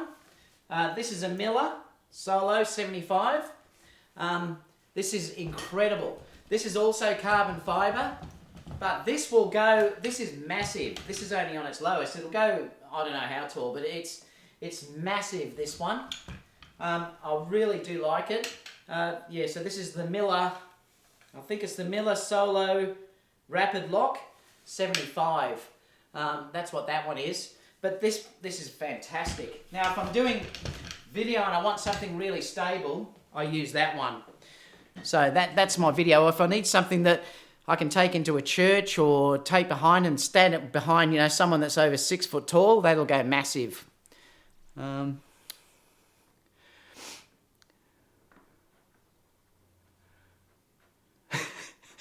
said leaving before you show us your massive one.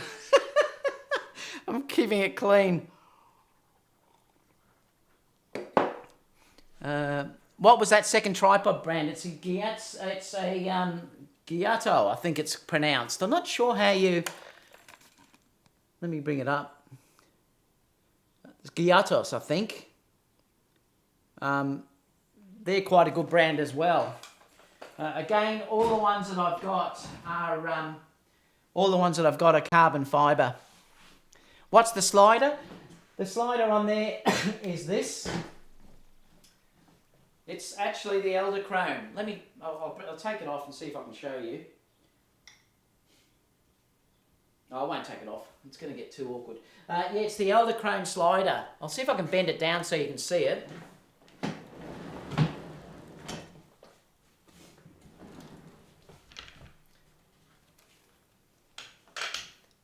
Yeah, so it's the Eldochrome one like that. So it's great because they double their size. So they're only small, but yeah, so this is the Eldochrome.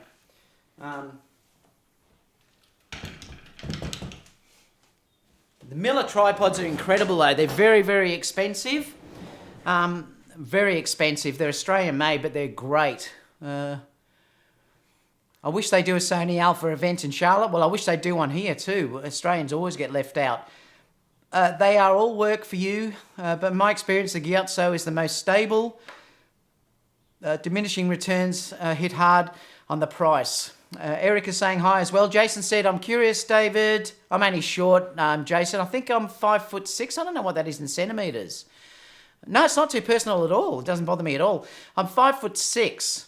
I don't know what that is in centimetres, though. I couldn't remember. Yes, Eldochrome. Yes, it is MBW. Yeah, I'm only a shorty. My dad was short as well. Come from an English background. I suppose that's where it comes from. But yeah, I'm only a little shorty. They say good things come in small packages. All right, so let's keep going anyway. So don't use those third-party batteries, guys. Stick to the normal batteries that are out there.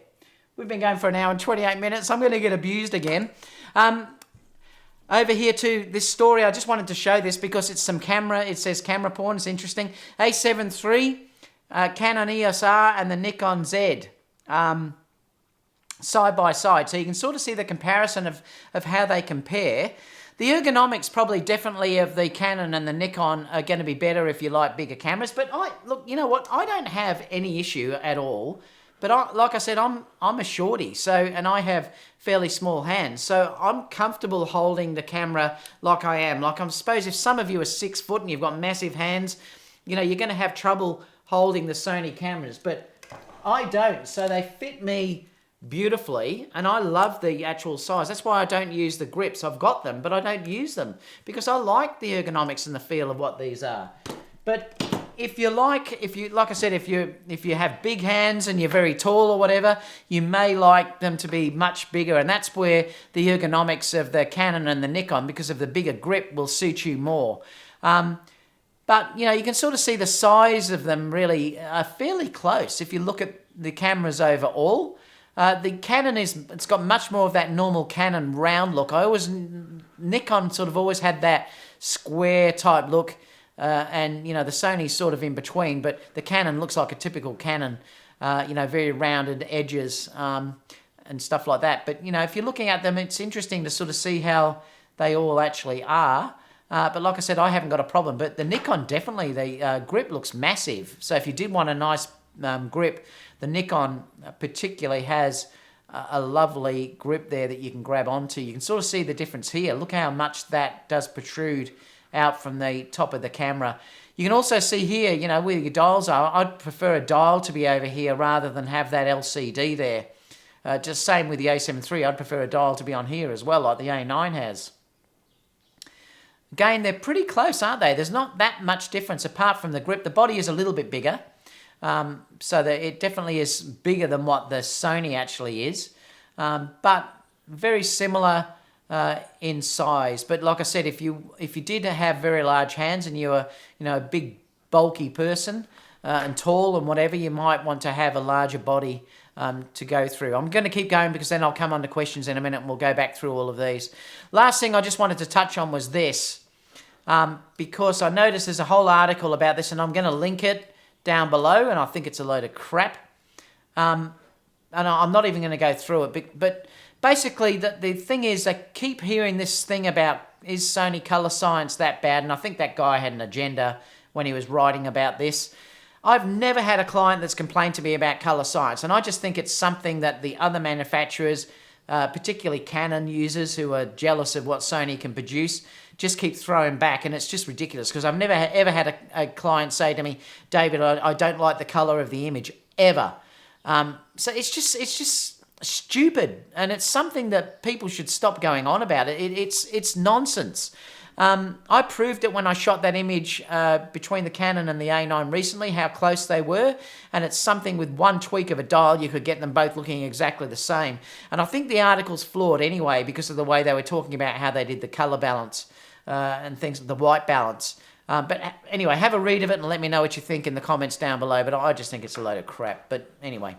All right, so let's open it up to questions. Because I'd love to know what you guys have to think about anything. So we can open up to basically whatever you like. I'm going to have a bit more coffee. Oh. Let's have a look. Let me come back to just where we come back here. I answered how tall I was. Yes, it is Eldercrone.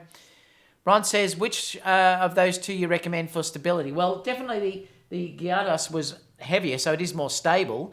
But if I'm traveling light, I like the Mi Photo. It's good enough for what I'm using. But, you know, and I've put a 70-200, but the F4 version, I haven't had a 2.8 on there. I don't know how well it would work, but it definitely works for a 70-200 F4.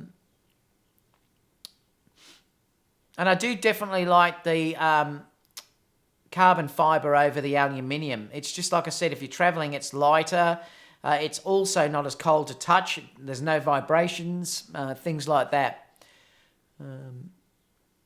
What else have we got? Brad said they have an alpha event in New York City on the 24th of October at Adorama. Yep, more coffee, Matt. That's exactly right. I know. How good is this shirt? Thank you so much, Dave, for sending me this. I love it. And I'm drinking my Sony cup as well with coffee.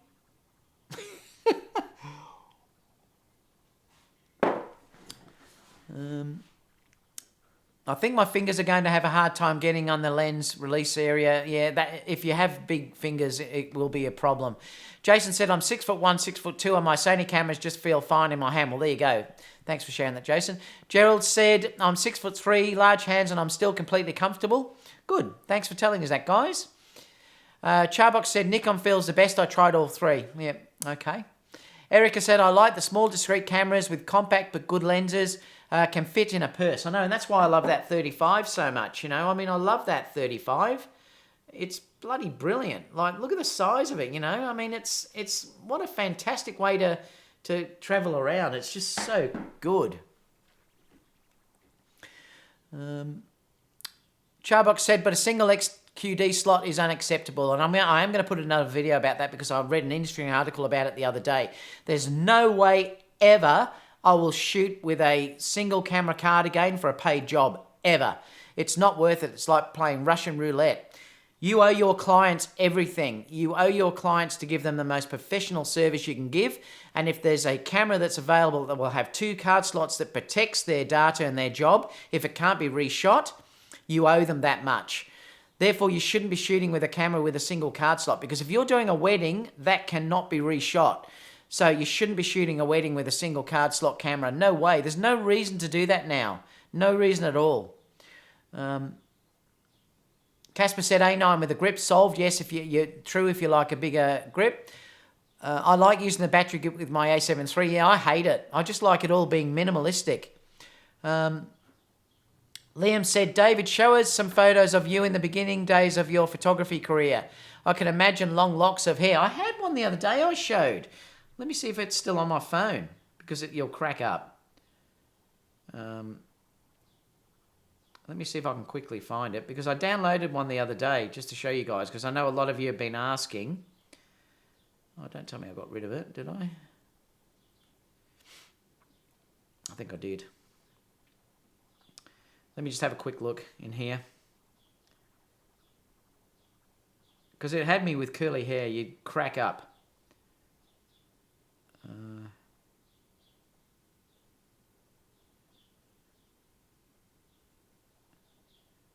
I'm just going through the photos Kiara took the other day. She grabbed my phone and she was going stupid with it.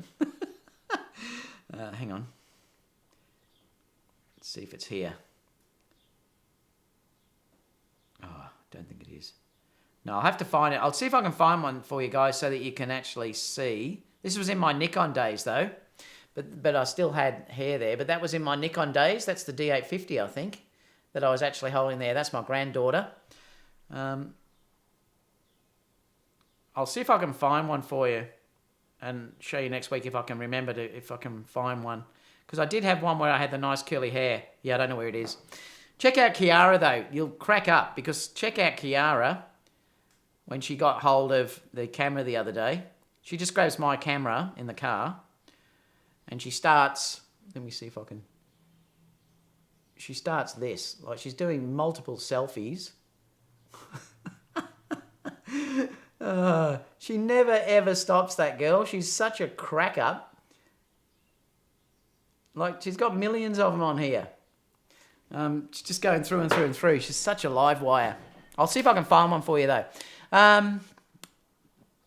Color science is a relic. Where were we? Where were we? Color science is a relic from Canon marketing. At this point, it's it's rubbish. Honestly, no one has ever said to me, David, your color has changed. And I went from Nikon to Sony, and none of my clients say the color is terrible. Who shoots a Canon and a Sony side by side? That just doesn't happen. And show your clients one from each other of the same image and say, look, it just doesn't happen. No client is going to complain about the color of a Sony camera. I can tell you that now. No, they're not going to complain. It's just people having something to whinge about, honestly.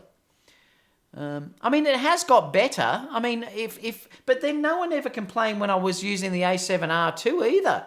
No one ever said to me, David, the color's no good. No one ever said that. Hell, show them to a new photographer that hasn't been brainwashed and they won't see any difference. It's only pixel peepers. You're exactly right.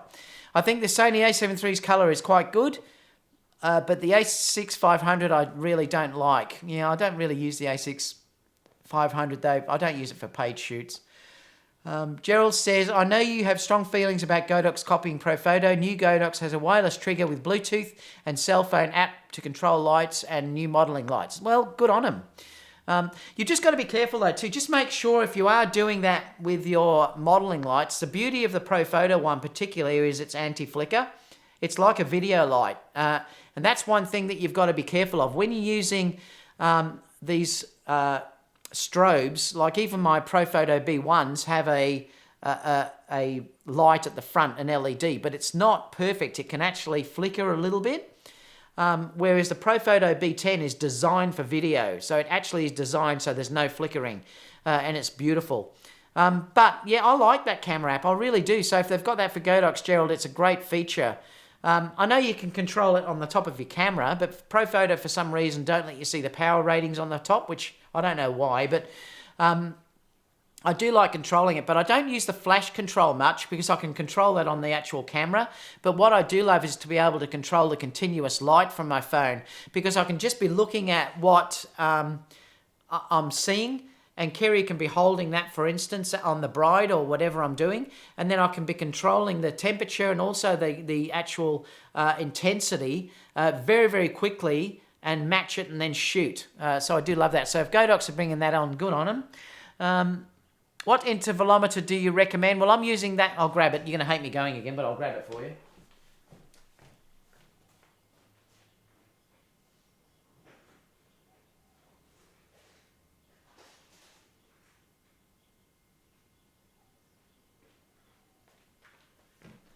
I'm just using this one, which is the Velo. So that's the one I'm using for Sony. It is the 2.4 gigahertz one. Let me see if I can just get it. So I'm using that one, and that works really well. But like I said, I wish they'd have the internal ones, but that works great. BJ saying hi. Stephen said, do you think Sony will be releasing other fast wide-angle primes? Probably. They'll have to release something, I would think, wider than the 24. So I think that's definitely going to happen. What else have we got? Flashpoint R2 Pro Mark II transmitter released. Yeah, so that's that one you were saying has the thing. Let me just Google it. New window.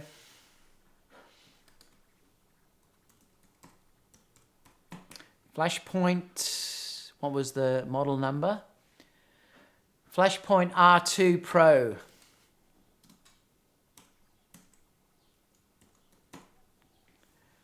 Oh, R2 Pro. All right, let's have a look.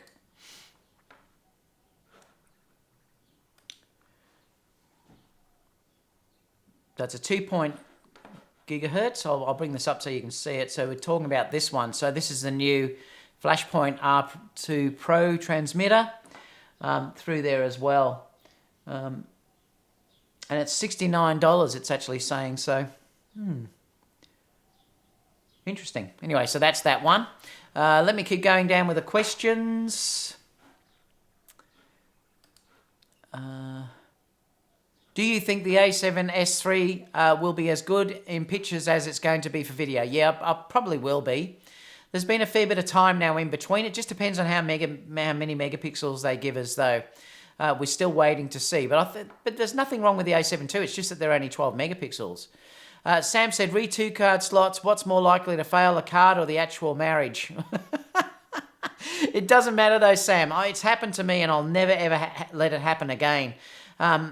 I never ever want to say to a bride, I can't give you the images. I just don't ever want to do that. And that's why I'll never use a single card slot again.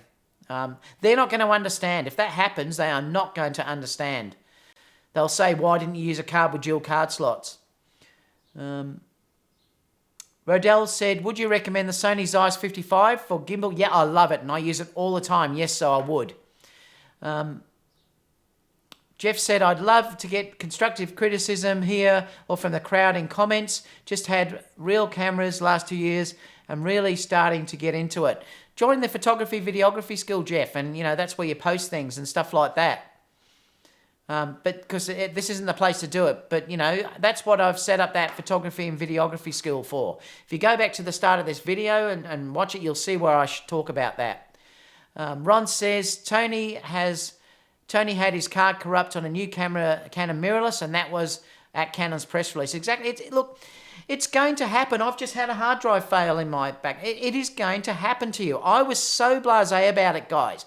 And it really now annoys me because I'm thinking, don't do it, because I could have lost everything. And the only reason why I didn't was because I was shooting with the A9 and I had a backup card that I could go to. That was a concert. I was paid a lot of money to do that concert.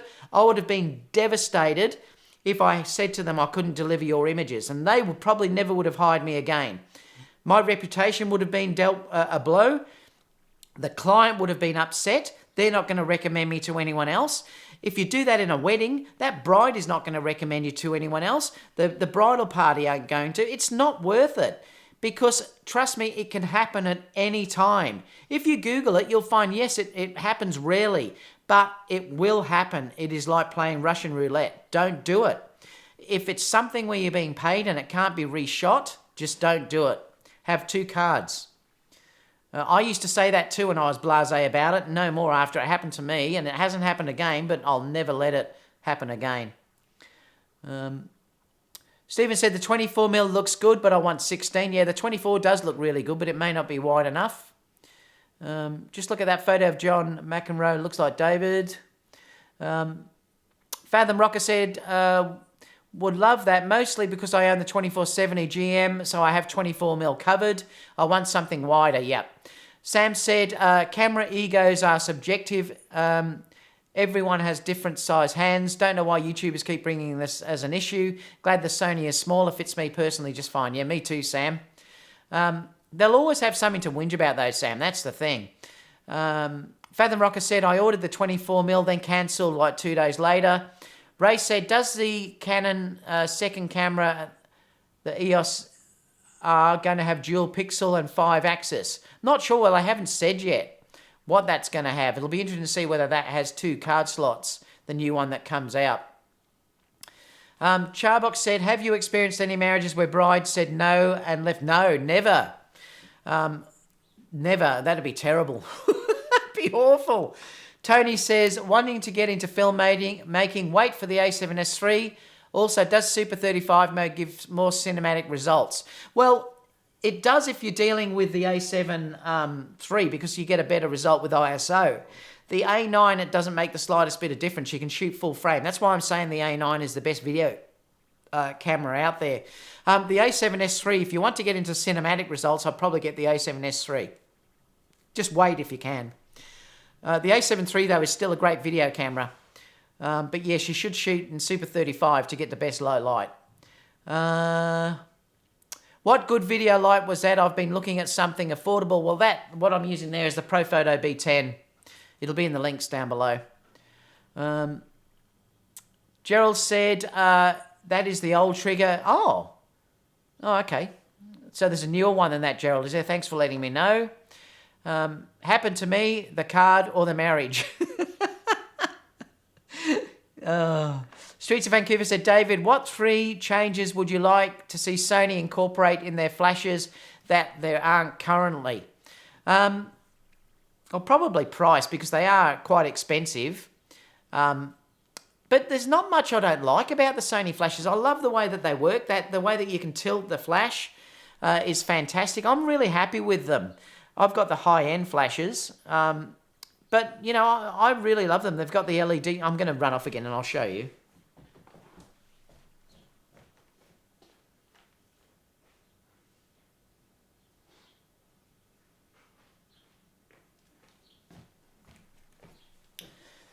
I probably think these are almost the best flashes on the market for what they are. I mean, these are fantastic. So this, I always forget the model number. HVL, I've got the 60M or whatever they are, 50M. These are the older version. There's a newer version than this out now. But what I love about this so much is, you know, that you've got, basically, if you turn these on, you've got a light that you can do on the front, and that can be controlled too by your intensity on the back just by turning your wheel. So these are great if you're struggling to get focus. And you can use that instantly to get your focus point. And they're quite bright. And there's also, you get a little, there's a diffusion panel on the front. Let me turn it off so you can see it. There's a little diffusion panel on the front there.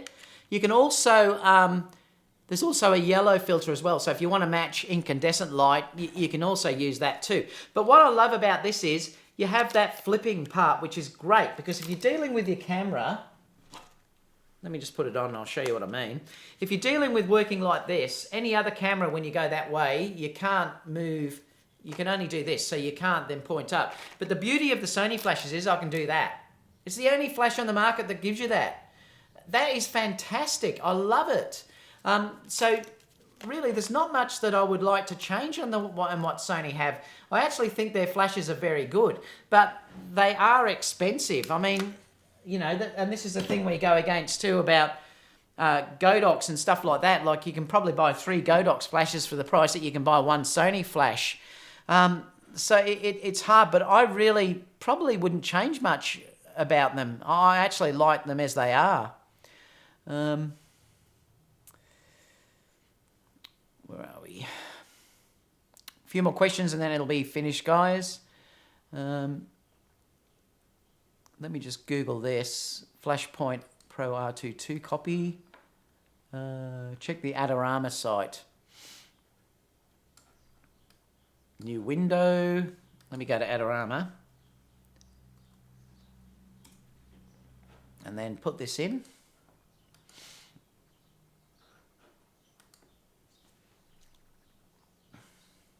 Oh, so it's that one, is it? Mark II.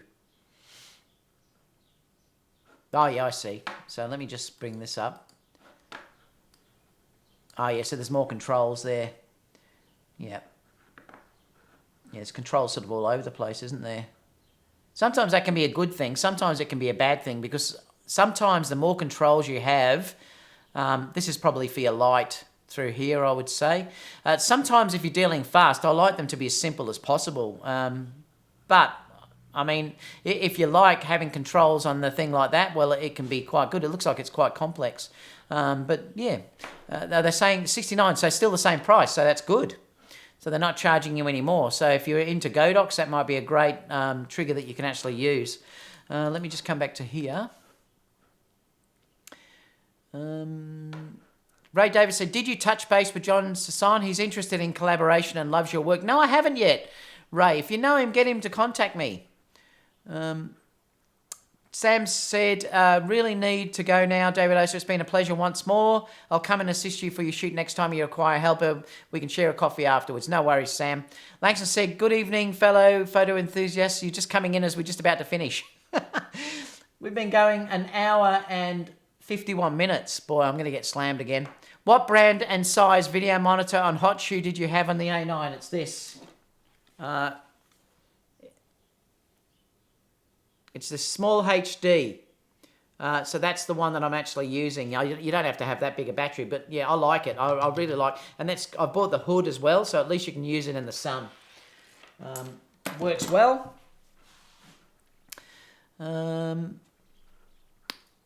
Chris said, oh, nice. I never realised you can rotate the Sony flash. I know, that's one of the best things about that. I believe Sony patented that. That's why no one else has released that.